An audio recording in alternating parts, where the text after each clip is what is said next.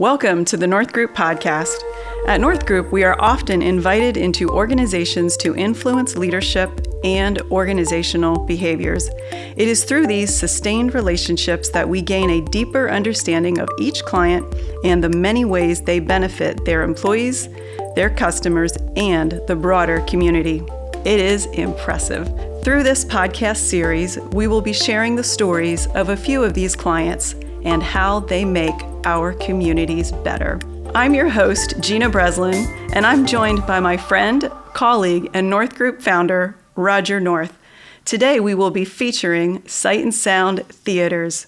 Roger, give us a little history. Tell us about Sight and Sound. Boy, I could make this the whole podcast, Gina, but such a unique family, such a unique organization. And it really starts with the founders, Glenn and Shirley Eshelman, on the farm, and Glenn discovering his creative gifts. And those creative gifts start and extend this day to his artistic and creative abilities. But early on, Glenn and Shirley discovered what back in the day we called multimedia, which was several different slideshows at one time. And Glenn traveled and he was a photographer and he took pictures, and these became very popular back in the 70s, I guess it was. And eventually they became so popular that they rented a venue, and somehow all of that now became an organization that employs almost 700 people in 2 locations, has a burgeoning film and streaming service, and has live productions that attract 1 million people a year. It is just a wonderful story, and it's undergirded by the Eshelman family, which remains principally involved to this day. That's so exciting how something, started grassroots and has grown into this large organization. Tell us about the founders' original vision and mission, and how has that changed over the years, maybe even expanded? Yeah, I'm not sure if I could say exactly what was in Glenn's heart, other than Glenn was a God-honoring person, is a God-honoring person, as is Shirley. And I think early on, Glenn recognized that he had a different set of gifts than other people around him. And fortunately, he was in a family where he was allowed to nurture those gifts. And now we're talking about, the 40s and 50s, a different age. And so credit to his family of origin that they encouraged Glenn in his artistic gifts. And I think he just wanted to honor God through those creative gifts. Shirley, his wife, they married early, as was the custom and back in those days, and they became partners. And really, back in that day, I would think Glenn was the creative force and Shirley was the business force. And that created, we often joked about it, they often joked about it and called it, Glenn was the throttle and Shirley was the brake. And that combination and that mutual respect and honor that they had for each other endures to this day. And that approach to effectively merging, synergizing, if you will, creativity and business is what made this organization so wonderfully successful. So you talked about how they've grown and expanded the breadth of what they do, the ministry. You said over 700 employees. But what about attendees? In a typical year, both locations, maybe even through streaming, what does that look like? Yeah, excess of 1 million, which is pretty amazing. That's amazing. And, it's built to that.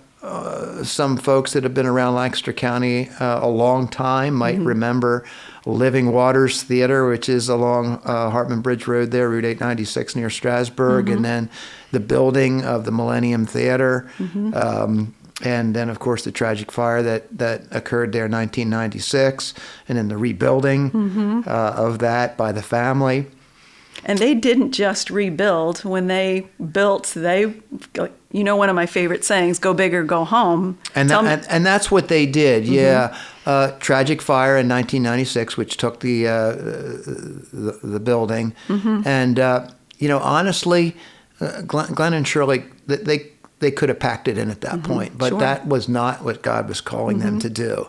And so they did go big or go home. They went big, Okay. and they went big because God was calling them to do so. And they built a 2,100 seat theater, and then a number of years later, 2007, opened a strikingly similar theater in Branson, Missouri, which also seats close to 2,100 people. So. Many of those shows get sold out, particularly in premiere years.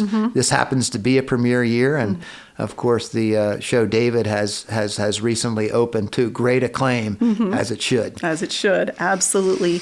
So Sight and Sound is unique in what they do. I read somewhere that they are one of the top 3, maybe most popular theaters in the country. So what is it that makes them unique? Yeah. Well, first of all, it's a live stage show, Okay. and it's both Branson and Strasburg or Lancaster have a 300-foot wraparound stage. If you've not been there, you just have to go there. It's almost sensory overload. You have animals and actors in the aisles, animals, live. right? Yeah, so the live nature of it, the live animals, then on top of that, the animatronic animals, the level of technology blended with animals and humans is just, as far as I know, it's unprecedented. But on top of that, or maybe undergirding that, underneath that, it's mission-based. These are true stories. These are true stories of biblical heroes.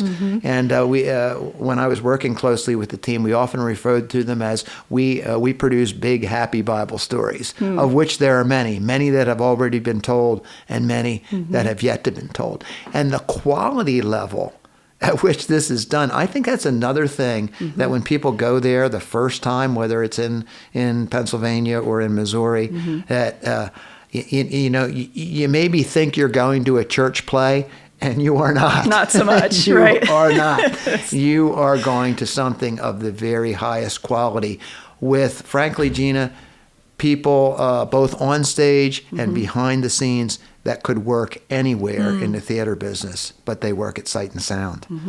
And why do you think that is? I mean, if I could work anywhere in the theater business, why am I choosing Well, Sight and Sound? it's mission-based. Undergirding all of this is the belief system of the family. It's biblical truth. The stories are true, but they're told in a compelling and entertaining way, and they're done with absolute excellence. Behind the scenes, I think when I first got acquainted with the company, I think I already knew on some level of the quality of what was happening out front.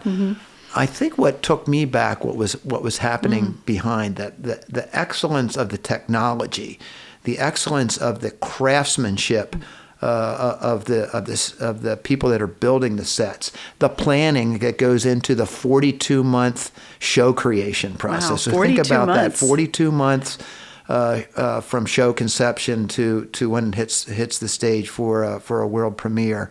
The amount of planning and production and thinking ahead and creativity blended with good business minds and a mission basis is what makes this so unique and attracts people, as I said, that could really work anywhere, but they work at Sight and Sound. In addition, they are bringing business tourism here to Lancaster County. Tell me about that. Like, what's the economic impact of that just here locally? Yeah, I think even our local tourist experts and economic experts would say, as Sight and Sound goes, so goes the tourist business in Lancaster County. And there's even actually a difference in what we call premiere years, when a premiere show is put on versus when a second year show is put on. Both have tremendous economic impact, but a premiere year perhaps even more so, because it brings people from all over the country, indeed all over the world. And while they're there, they need to sleep somewhere. Sure. They need to eat. They shop. Absolutely. They come back. They stay. Maybe they came for Sight and Sound, but they stay and they immerse themselves in central Pennsylvania, in Lancaster, in Hershey, in our state capital of Harrisburg, all within an hour of where these shows. So the economic impact, the community impact is large. Absolutely. So talk to me a little bit about their location in Branson, Missouri. They're also now streaming shows. You mentioned that earlier. How does this ministry expansion benefit employees, benefit patrons, and the larger community? Well, yeah, I love to talk about how it benefits employees. This is a business that constantly is offering new challenges to employees and hires people who are attracted to new creative and business challenges, and that just continues to drive just an amazing amount of innovation that exists both behind the scenes and in front of our eyes. And so it attracts people who want to learn, who want to grow, and who want to create.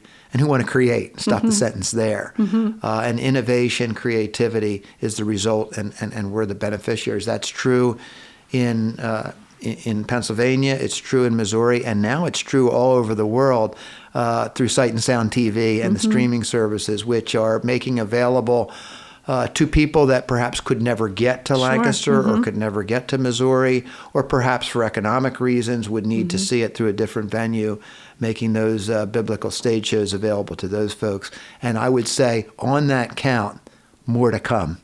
Ooh, exciting. Very exciting. So you talked about how Sight and Sound makes our communities better, at least through the economic impact, through the impact with employees. But what else? Any other examples of how, Sight and Sound makes our communities better? Yeah, there's so many, just the ripple effect of great people, well-run businesses, a wonderful founding family, the Eshelman family, now third and fourth generation, that are working within the business. I think maybe the best example is the Sight and Sound Conservatory. And that was founded, I'm going to say, about 10 years ago. Internal idea, internal creativity. My good friend Jeff Bender is the headmaster, if you will, of the Sight and Sound Conservatory. And the conservatory is an opportunity for young people to combine education, an internship, and practical working experience in the theater business over a 2-year residency. And everybody benefits from that. Obviously, the participant, the young person who is contemplating a future in the theater business, benefits from this great combination. But at the same time, the organization benefits from the talents and energies of these young people, and the community benefits because not all of them end up being employed at Sight and Sound. They're employed at other places, taking their education and creative talents out and creating a more interesting and creative world for all of us to enjoy. When you think about Sight and Sound, what do you think their legacy will be? Oh my, I don't think I'm being hyperbolic here, Gina. Their legacy is eternal. They're representing in wonderfully creative ways eternal truths, and through the medium of live biblical stage shows. And I guess from my perspective, I can't underestimate the importance of that. And however long the business goes on, however well it does, how many ever people are entertained, how many people are employed, will likely pale in comparison to that eternal legacy. Absolutely. They're bringing Bible stories to life. What can we learn from Sight and Sound, or what can others learn from this organization? Yeah, having been closely associated with the firm for a number of years, you can effectively blend great business practices, tremendous creativity, and a mission-based purpose for being in the world. It is possible to do that, to grow, to hire more people, to entertain more people, and even to have a profitable business under those conditions. It's not easy, but it's possible. And all the while, the ripple effect of this organization is something I can hardly even conceive of. They are certainly making a difference. So thank you for sharing the story of Sight and Sound. We are honored to serve Sight and Sound theaters. They make our communities better.